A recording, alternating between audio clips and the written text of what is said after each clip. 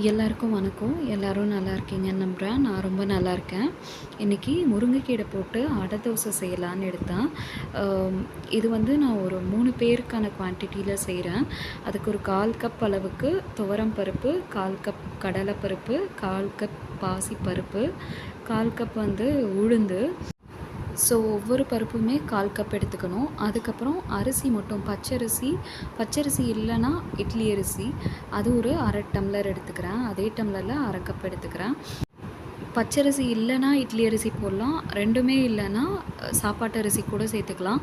But சாப்பாட்டு அரிசி சேர்த்தா அடை அவ்வளோ கிறிஸ்பியாக வராது. இப்போ தண்ணியில் இது எல்லாத்தையும் நான் ஊற வைக்கிறேன். ஒரு 1 மணி நேரத்துலேருந்து 2 மணி நேரம் வரைக்கும் ஊற வச்சிடலாம். அதை ஊற வச்சதுக்கப்புறமா வாஷ் பண்ணிவிட்டு இப்போ மிக்ஸி ஜாரில் சேர்த்துட்டேன். இது கூட கல்லுப்பு, அதுக்கப்புறம் 1 ஸ்பூன் ஜீரகம், 1 ஸ்பூன் சோம்பு, காரத்துக்கு தகுந்த மாதிரி வரமிளகாய் சேர்த்துட்டேன் ஏற்கனவே. இப்போது நான் முருங்கைக்கீரை சேர்க்குறதுனால இன்றைக்கி புளியும் தேங்காயும் சேர்க்கலை. முருங்கைக்கீரை சேர்க்காத அன்றைக்கி நான் ஒரு சில்லு தேங்காய், கொஞ்சோண்டு புளி சேர்த்துப்பேன். அது வேறு மாதிரியான டேஸ்ட்டில் மைல்டு புளிப்போட இந்த அடை தோசை வரும், நல்லாயிருக்கும் அதுவும். இப்போ இது கூட நான் கொஞ்சோண்டு பெருங்காயம், அப்புறம் ஒரு 4-5 பல்லு பூண்டு சேர்த்துக்கிறேன். நிறைய பூண்டு சேர்த்தாலும் ஒரு மாதிரி கசந்த மாதிரி ஆகிடும். இது கூட அரைக்கும் போது இஞ்சி சேர்க்க மாட்டேன். அண்ட் இஞ்சி ரொம்பவே குட்டியாக கட் பண்ணி மாவு அரைச்சதுக்கப்புறமா சேர்த்துப்பேன். இப்போ மாவு அரைச்சி எடுத்ததுக்கப்புறமா ஒரு 80 to 85% அரைச்சிக்கணும். லைட்டு கொரகொரப்பாக இருக்கணும். அப்போ இந்த அடை தோசை நல்லாயிருக்கும். அது கூட இப்போ நான் வாஷ் பண்ணி வச்ச முருங்கைக்கீரை சேர்த்துக்கிறேன். ஒரு கைப்பிடி அளவு சேர்த்துக்கிறேன். அது கூட ஒரு கொஞ்சமாக கருவேப்பிலை, அப்புறம் கொஞ்சம் கொத்தமல்லி தழை சாப் பண்ணி சேர்த்துக்கிறேன். அதுக்கப்புறம் வெங்காயம், ஒரு பெரிய வெங்காயத்தை நான் குட்டி குட்டியாக கட் பண்ணி சேர்த்துக்கிறேன். அதுக்கப்புறம் இஞ்சி ஒரு சின்ன துண்டு ரொம்ப ஃபைனாக சாப் பண்ணி வச்சுட்டு அதையும் இது கூட சேர்த்துக்கிறேன்.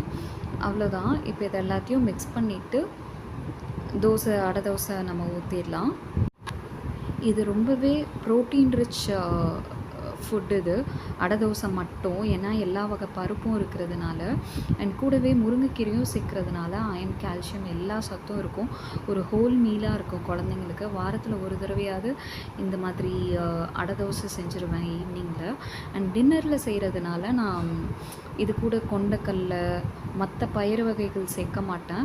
ஒரு மாதிரி எதுக்களிக்கும், நெஞ்சுக்கறிக்கும். ஸோ இந்த பருப்பு வகைகள் மட்டும் சேர்த்துப்பேன். மார்னிங்கில் செய்கிறதா இருந்தால் மேபி நீங்கள் அதெல்லாம் கூட சேர்த்து ட்ரை பண்ணலாம். இப்போ நான் அடை தோசை ரொம்ப தின்னாக ஊற்றிட்டேன்.